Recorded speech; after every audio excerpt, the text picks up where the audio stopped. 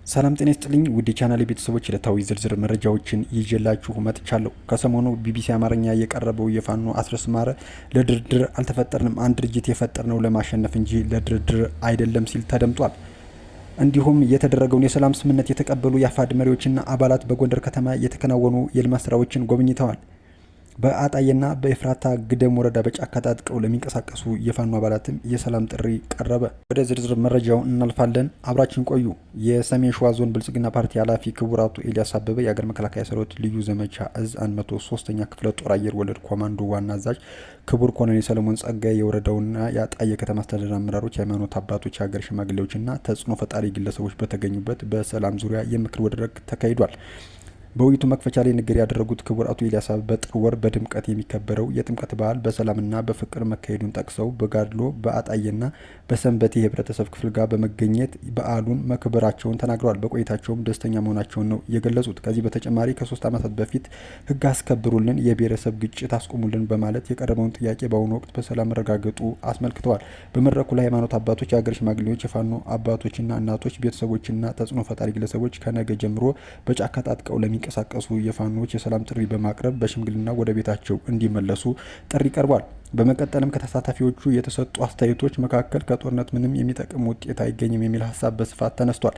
የጸጥታ አካላት ከመጡ በኋላ አርሶ አደሩ ደሞዝ እንዲያገኝ መቻሉ ተገልጿል። አጣዬ ከተማ አስተዳደር ከንቲባ አቶ ተመስገን ተስፋ በበኩላቸው ታጥቀው ወደ ጫካ የገቡ ከኛ የተለዩ አይደሉም፣ ልጆቻችን ናቸው በማለት ለሰላም ሲባል ቤተሰቦቻቸው ልጆቻቸውን እንዲያመጡ ጥሪ አቅርበዋል። የኤፍራታ ግደም ወረዳ ተቀዳሚ አስተዳዳሪ አቶ አበራ መኮንን በበኩላቸው ዋና ጠላታችን ድህነት ነው በማለት ሁሉም ሃይማኖት አባቶች፣ የሀገር ሽማግሌዎችና የፋኖ ቤተሰቦች ለሰላም ሲባል ልጆቻቸውን በተጣራበት ጊዜ እንዲያመጡ ጠይቀዋል። በመጨረሻ ክቡር ኮሎኔል ሰለሞን ጸጋይ ለተገኙት የሃይማኖት አባቶችና የሀገር ሽማግሌዎች ከዛሬ ጀምራችሁ መልካም ዘርዝሩ፣ ለሰላም መምጣት ኃላፊነታቸውን ተወጡ በማለት ጥሪያቸውን አስተላልፈዋል። ወላኛው መረጃችን ስናልፍ የተደረገውን የሰላም ስምምነት የተቀበሉ የአፋድ መሪዎችና የአባላት በጎንደር ከተማ የተከናወኑ የልማት ስራዎችን ጎብኝተዋል። በጎንደር ከተማ እየተሰሩ ያሉ የልማት ስራዎች ማህበረሰቡ ተጠቃሚ ያደረጉ መሆናቸውን የሰላም ጥሪውን የተቀበሉ የቀድሞ አማራ ፋኖ ህዝባዊ ድርጅት አፋድ መሪዎችና አባላት አስታውቀዋል። ነፍጥ አንግበው ጫካ በመግባት ሲንቀሳቀሱ የነበሩ የአማራ ፋኖ ህዝባዊ ድርጅት ወይም አፋድ አባላት መንግስት ያቀረበውን የሰላም ጥሪ ተቀብለው እየገቡ ይገኛሉ። የሰላም ጥሪውን የተቀበሉ የአፋድ መሪዎችና አባላት በጎንደር ከተማ የተሰሩ የልማት ተግባራትን በመስክ ምልከታ አረጋግጠዋል። የቀድሞ ታጣቂዎቹ የፋሲል አብያተ መንግስታት እድሳትን፣ ከአዘዞ ፒያሳ የተሰራውን የኮሪደር ልማትና በከተማዋ በግሉ ዘርፍ የተሰማርተው ውጤታማ የሆኑ ግለሰቦችን ተሞክሮ ተመልክተዋል። የልማት ስራዎችን በአጭር ጊዜ የተሰሩ መሆናቸውን ያነሱት የአማራ ፋኖ ህዝባዊ ድርጅት ወታደራዊ አስተዳደር መምሪያ ኃላፊ የነበሩት ረዳት ፕሮፌሰር እያሱ አባተ ናቸው። የልማት ስራዎች ማህበረሰቡን ተጠቃሚ ያደረጉ መሆናቸውንም ገልጸዋል። በጠቅላይ ዘላቂ ሰላም እንዲረጋገጥና ልማት እንዲቀጥል የበኩላችን ለመወጣት ዝግጁ መሆናቸውን የተናገሩት ደግሞ የቀድሞ የአማራ ፋኖ ህዝባዊ ድርጅት ስልጣን መምሪያ ኃላፊ የነበሩት መልካሙ ጣሴ ናቸው። ክልሉ ባለፉት 2 ዓመታት በግጭት ውስጥ ሆኖ ይህን ያህል የልማት ስራዎች መከወን ከቻለ በክልሉ ዘላቂ ሰላም ቢሰፍን ከዚህ የበለጠ መስራት እንደሚችል ማሳያ ነው ብለዋል። የጎንደር ከተማ አስተዳደር ምክትል ከንቲባ ደብሬ የኋላ ጉብኝቱ ትጥቅ ትግል ውስጥ የቆዩና ሰላም አማራጭን በመቀበሉ የገቡ አካላት ጎንደር ከተማ የደረሰችበትን እድገት ደረጃ እንዲመለከቱ እድል የፈጠረ መሆኑንም ተናግረዋል። ጎንደር ከተማ አሁንም የምትፈልጋቸው በርካታ የልማት ጥያቄዎች አሉ በመሆኑ ለሰላም ሁሉም ቅድሚያ በመስጠት ለከተማ ተጠቃሚነት በጋራ መስራት ይገባልን ብለዋል።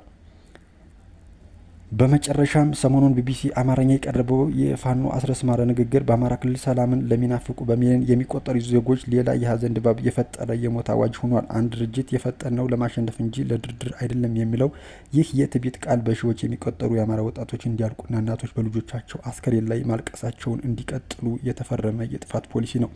የጽንፈኛው ቃል አቀባይ ፋኖ አስረስን ለማሸነፍ ሲል ይህ አሸናፊነት በስንት ሺህ ዶክተሮች፣ መሀንዲሶችና ሳይንቲስቶች መቃብር ላይ የሚቆም ድል እንደሆነ የዘነጉት ይመስላሉ። ሰላምን መጥላት ማለት ትውልድን ወደ ጨለማ መግፋትና ክልሉን ለዘመናት የሚከት የታሪክ ዕዳ ውስጥ መክተት ነው።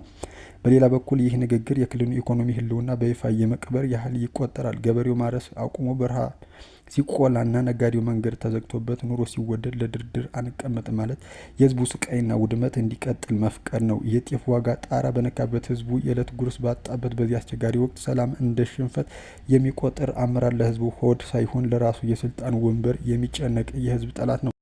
ማንኛውም ወታደራዊ ድል በወደመ ኢኮኖሚ በረገፈ ህዝብ ላይ የሚቆም ከሆነ ትርፉ ሽንፈት እንጂ ድል ሊባል አይችልም። ይህ ግትር አቋም ክልሉን ከመልሶ ግንባታና ከዓለም አቀፍ ድጋፍ የሚያገልል ስትራቴጂካዊ ስህተት ሲሆን በጦርነት የፈረሱ ሆስፒታሎችና ትምህርት ቤቶች የመጠገን እድል ጭምር እያጠፈ ነው። የአማራ ህዝብ ዛሬ የሚያስፈልገው ለማሸነፍ በሚል ስም የሚነገር የጦርነት መዝሙር ሳይሆን የልጆቹን ህይወት የሚያድንና የክልሉን ብልጽግና የሚያረጋግጥ የሰላም መንገድ ነው። ስለሆነም ሰላምን የፈራና ለድርድር ጀርባውን የሰጠ ኃይል የአማራ ህዝብ ነጻ ሊያወጣ ቀርቶ ለነገ ተስፋ ዋስትና ሊሆን እንደማይችል ህዝቡ ሊረዳው ይገባም። ያውም ለህወሓት በፈረመ ታጣቂ ስም ለሞት የምትጓዝ ወጣት ራስህን አድን።